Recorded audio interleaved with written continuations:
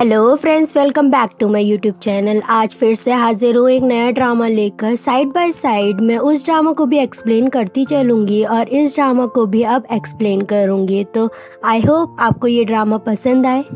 ये एक Chinese drama है और बहुत ही इंटरेस्टिंग स्टोरी है इसकी। आई होप ये आपको बहुत ज़्यादा पसंद आए। अगर आपको मेरी वीडियोस पसंद आती है तो प्लीज़ मेरी वीडियोस को लाइक भी किया कीजिए और मेरे चैनल को सब्सक्राइब भी कर लें।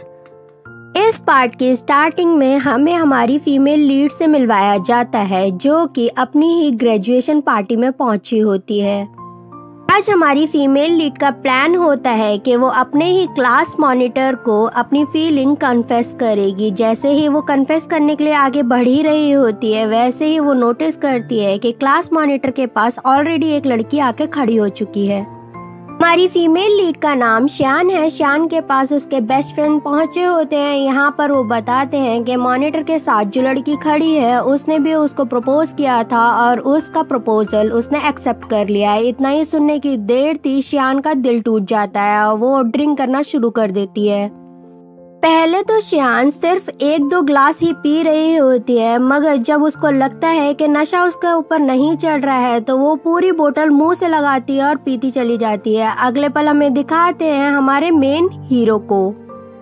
श्यान बहुत ज्यादा ड्रंक होती है और वो इसी हालत में बीच साइड पहुंची होती है और जैसे ही वो एक लड़के को सामने खड़े हुए देखती है तो उसे लगता है ये और कोई नहीं बल्कि क्लास मॉनिटर ही है और यहाँ पर ये इस लड़के को अपनी फीलिंग्स कन्फेस कर देती है। हमारा हीरो जिसका नाम चैंग मू है वो संभालने की कोशिश करता है श्यान को और बताता है मैं वो लड़का नहीं हूँ जिसके साथ तुम अपनी फीलिंग कन्फेस करना चाहते हो। यहाँ पर हमारी श्यान कोई भी बात नहीं सुनती है और वो लिप टू लिप उसको किस कर देती है। अब हमें 1 साल बाद का सीन दिखाया जाता है। यहाँ पर हमारी श्यान जो होती है वो एक फूड ब्लॉगर होती है और उसके ज़्यादा फॉलोअर्स तो नहीं होते हैं, मगर उसके जितने भी फॉलोअर्स होते हैं वो श्यान के काम से बहुत ज़्यादा इम्प्रेस्ड होते हैं। एक बार फिर हमें चैंग मू से मिलवाया जाता है जो कि अब एक बहुत ही फेमस डेजर्ट शॉप का ओनर बन चुका है। यहाँ पर देखते हैं हम कि श्यान इसकी ही दुकान पे पहुंची होती है और बहुत ही ज़्यादा खुश हो रही होती है।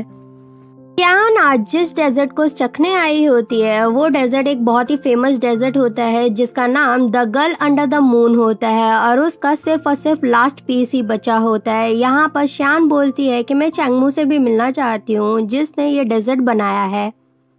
चैंग मू जैसे ही श्यान को देखता है उसको पास्ट की मेमोरी सारी याद आने लगती है कि कैसे श्यान ने उसको किस किया था। यहाँ पर श्यान बहुत इंजॉय कर के उस डेजर्ट को खा रही होती है और उसके ऊपर रिव्यूज लिख रही होती है।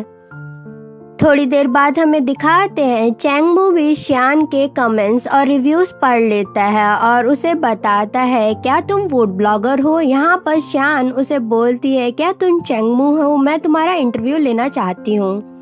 चैंग मू श्यान से पूछता है क्या तुम सिर्फ इंटरव्यू लेने के लिए यहाँ पर आई हो, क्या तुम्हें पास्ट की कोई भी बात याद नहीं है। श्यान उसके इस बर्ताव से बहुत ज्यादा निराश हो जाती है और बोलती है कि ये क्या पास्ट की बातें कर रहा है।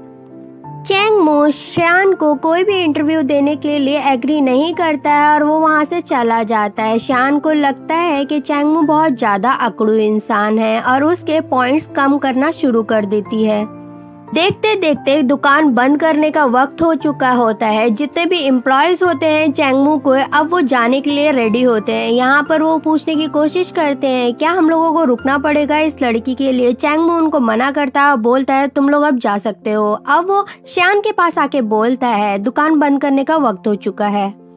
श्यान एक बार फिर से ट्राई करती है। वो चैंग मू से बोलती है क्या तुम अपने बारे में मुझे बता सकते हो, कैसे तुम्हें ये ख्याल आया था कि ऐसा डेजर्ट बनाना चाहिए। चैंग मू यहाँ पर उसके कोई भी क्वेश्चन का सही रिप्लाई नहीं कर रहा होता है तो श्यान को बहुत ज्यादा गुस्सा आ जाता है। अगले पल हमें दिखाते हैं कि चैंग मू घर पहुंचा होता है और अपनी पास्ट की मेमोरीज याद करना शुरू कर देता है कि कैसे श्यान ने उसको कन्फेस किया था।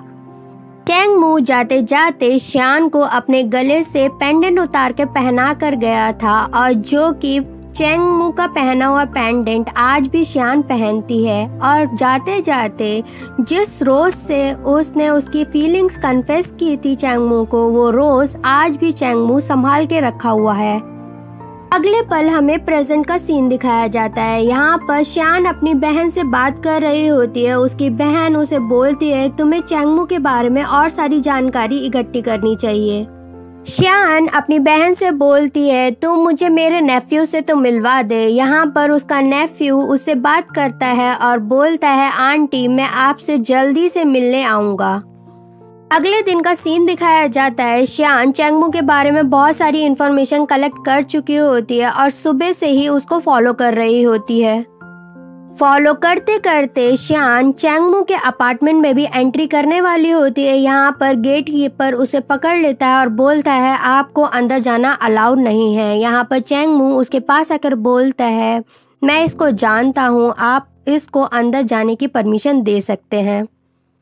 चैंगमू शियान से पूछता है तुम मुझे सुबह से फॉलो क्यों कर रही है और उसके हाथ में जो पेपर होता है वो उससे छीन लेता है। यहाँ पर वो अपने नंबरों को काउंट करना शुरू कर देता है कि किस में उसने कितने नंबर दिए हैं। जैसे ही वो देखता है कि एटीट्यूड वाइज उसने पहले तो 2 नंबर दिए थे, फिर उसको 1 किया और फिर उसको लास्ट में 0 कर दिया। ये देख कर चैंगमू बहुत ज्यादा गुस्सा हो जाता है।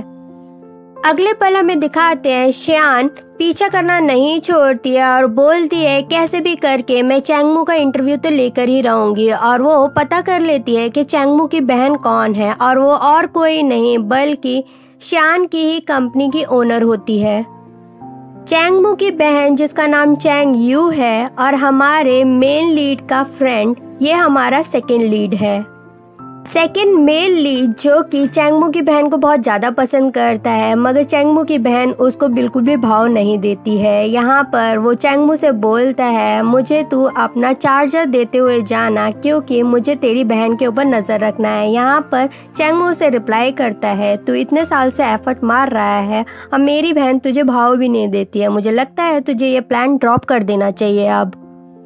अगले पल हमें दिखाते हैं दुकान अभी भी खुली नहीं होती है मगर शियान दुकान पर पहुंच गई होती है। जैसे ही चैंगमू सामने से मना करने वाला होता है शियान को देखे बिना ही कि अभी तक दुकान नहीं खुली है, आप दुकान खुलने के बाद आना, वैसे ही वो नोटिस करता है सामने शियान खड़ी हुई है। शियान चैंगमू को अपना आई कार्ड दिखाते हुए बोलती है अब तो मुझे अपनी कंपनी से भी परमिशन मिल चुकी है और आपकी बहन से भी, अब तो आपको मुझे इंटरव्यू देना ही होगा। यहाँ पर चैंगमू भी उसकी बात को एग्री करता है और बोलता है पूछो तुम्हें क्या पूछना है। शियान यहाँ पर चैंगमू से जो भी क्वेश्चन कर रही होती है चैंगमू सिर्फ उसके क्वेश्चन का आंसर यस और नो में दे रहा होता है। शियान समझ जाती है वो ऐसे ही इंटरव्यू देने वाला है आगे भी। शियान यहाँ पर अपने फॉलोवर्स का सहारा लेते हुए बोलती है आपको पता नहीं है मेरे कितने ज्यादा फॉलोवर्स हैं। वैसे ही जैसे ही वो ये बोलती है वैसे ही चैंगमू उसका अकाउंट खोलते हुए उसको बताता है कि तुम्हारे इतने भी ज्यादा फॉलोवर्स नहीं है, सिर्फ 1 लाख फॉलोवर्स हैं।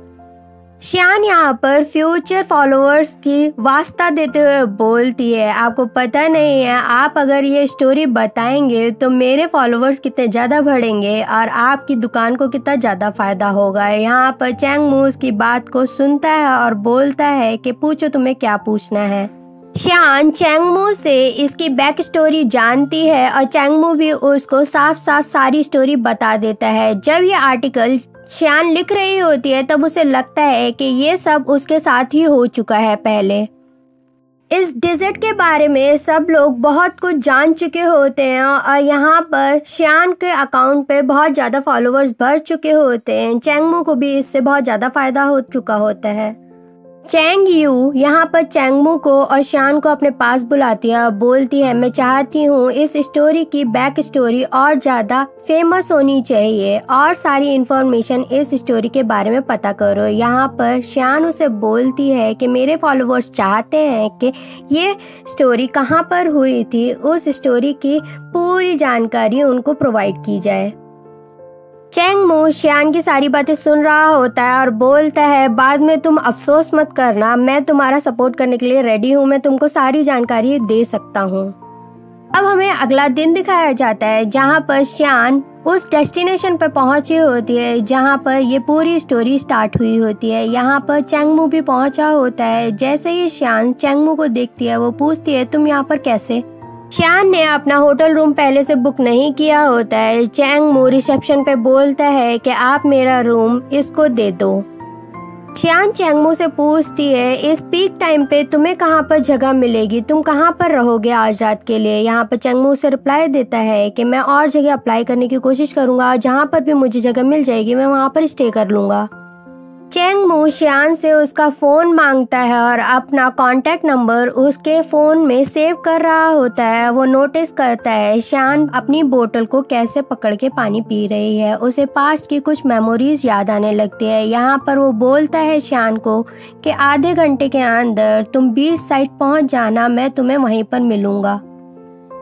थोड़ी देर बाद का सीन दिखाया जाता है। चैंगमू उसी डेस्टिनेशन पे पहुंचा होता है जहां पर शान ने उसे पहली बार प्रपोज किया होता है और वो वैसे ही फ्लावर लेकर वहां पर खड़ा होता है। यहां पर शान को कुछ कुछ पास्ट की मेमोरीज याद आना शुरू हो जाती है। जब पूरी तरीके से उसको सारी बातें याद नहीं आती हैं तो चैंगमू उसे याद कराने की कोशिश करता है कि कैसे एक लड़की थी जो कि बहुत ज़्यादा ड्रंक थी और उसने एक हाथ में फूल ले रखा था और अननोन को अपनी फीलिंग कन्फेस कर रही थी। यहाँ पर शान को सब कुछ याद आ जाता है और उसे बहुत ज़्यादा एम्बैरेसमेंट फील होने लगती है। लास्ट में शान को ये भी याद आ जाता है कि कैसे उसने चैंगमू को जबरदस्ती रोका था और उसके साथ किस की थी। ये सब याद करके उसे बहुत ज़्यादा बुरा लग रहा होता है। वो जानबूझकर अपना फेस छुपाने की कोशिश कर रही होती है चैंगमू से।